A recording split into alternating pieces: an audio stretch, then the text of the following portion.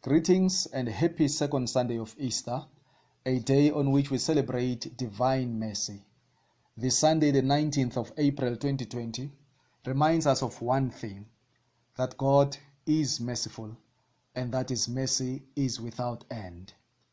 I am Father Tulanis Kosana and would like today to pass the peace of Christ to you all fellow Catholics and Christians of goodwill. Let me begin by reading the opening line of the Gospel of today, which is from John chapter 20, verses 19 to 31. It states, "In the evening of that same day, the first day of the week, the doors were closed in the room where the disciples were, for fear of the Jews. Jesus came and stood among them. He said to them, 'Peace be with you.' And He showed them His hands and His side.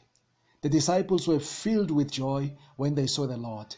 And He said to them again, 'Peace be with you.'" End quote. This was indeed a beautiful encounter between Jesus and His disciples. They could not believe their eyes. 2 times Jesus says to them, "Peace be with you." Why did He say this word twice? It is because of the following 3 things. Number 1, the Gospel of John tells us that the disciples were afraid. They were afraid of being killed like Jesus, their master. It was obvious to them that those who killed Jesus, their master, would also come to them and kill them. That is why they locked themselves in the room. Number 2, they were feeling guilty and ashamed. Remember that when Jesus was arrested, instead of being there for Him and supporting Him, they all ran away and left Him alone. As for Peter, we know how he denied Jesus 3 times. So they were sitting there regretting, remorseful, and ashamed of what they've done. That room must have been filled with gloom and filled with self-blame and depression. Number 3, they were confused and in despair. Remember that they had left their families, their property, and some of them, like Peter, had even left their wives to follow Jesus. Now that Jesus was dead, all seemed lost. They did not know what to do next. It must have been difficult for them even to go back to their homes because they would have looked like fools and failures. They were probably asking themselves, is this the end of it all? Did we sacrifice our lives and left all things for this? That is why when Jesus came to them, the first thing He said was, "Peace be with you."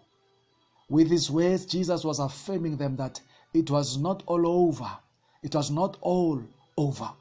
It was not the end. Like the apostles, brothers and sisters, we are also behind closed doors. We are afraid because of the situation we find ourselves in today. Like the apostles, we are behind closed doors. And perhaps you feel so tired and emotionally drained because of the noise, the fights, and the disagreements in your family.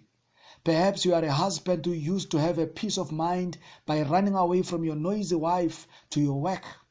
Perhaps you are a wife who used to avoid your angry and unromantic husband by always working overtime just to arrive late at home and sleep. Perhaps as parents, school was your messiah by keeping your stubborn and disrespectful children away from you. Perhaps as children, it was better for you at school than being with your parents at home. As a result of all this lockdown is perhaps a pain you feel you cannot bear anymore. You find yourself, unfortunately, unable to run away this time. Like apostles, we are behind closed doors. And like them, perhaps you feel depressed and in despair because your job is at stake. Some of us do not know how to pay the next rent. Others have been told their salaries will be cut. Some used to survive by selling on the streets. Some used to survive by being housekeepers, gardeners, and hairdressers. Others were about to start new jobs. But so, like the apostles, you wonder, is this the end? Is this how things are meant to be? Today, brothers and sisters, as He did to the apostles, Jesus is saying to us, "Peace be with you." He is saying to us, no, it is not over. It is not the end. He is saying, do not lose hope, do not worry. This reminds me of Matthew chapter 6 verses 25 to 34. It tells us not to worry about what to eat, what to drink, and what to wear. It assures us that God takes care of everything, even of birds and flowers. I'm also reminded of the last line in the Gospel of Matthew. It says, I am with you always, until the end of time. God is with us. He will never abandon us. So, peace be with you. Remember that this God who is with us always is not limited to time and space. He is already present tomorrow. He is already paving a way for you tomorrow. When you reach tomorrow, you will find that your way has been paved already. So, peace be with you. Continue to pray. Continue to surrender your problems and challenges to Him. As we continue behind closed doors, I wish us all to consider the following 3 things. Number 1, remember, in the first reading from Acts chapter 2, verses 42 to 47, this first reading speaks about the first Christians. It states that they lived as a family of love and that they shared everything together. They also shared food and other things with the poor and the needy. I know that family life is not easy, but take this opportunity to revive your family life and your love and care for each other. That husband, that wife you always ran away from, today it is time, sit with them. Look them in the eyes and tell them how much you love them, how special they are to you. They are your wife, they are your husband after all. To you children, please do something good for your parents. Make them proud, respect them. Make life easy and beautiful in the family. Once more, as I did in the previous recording, I beg you once again, I appeal to you, I exhort you once again to help those in need. If you know anyone who has no food, please help them. Like the first Christians did, they help each other, they help one another. They were like a family of love. This is what Christianity is about. Do not allow the spirit of selfishness to dominate you.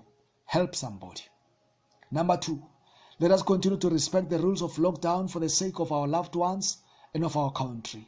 Lastly, the second reading from 1 Peter chapter 1, verse 3 to 9. It says that you have been given a new birth through the resurrection of Christ. Therefore, you are no longer the same. You are a child of resurrection.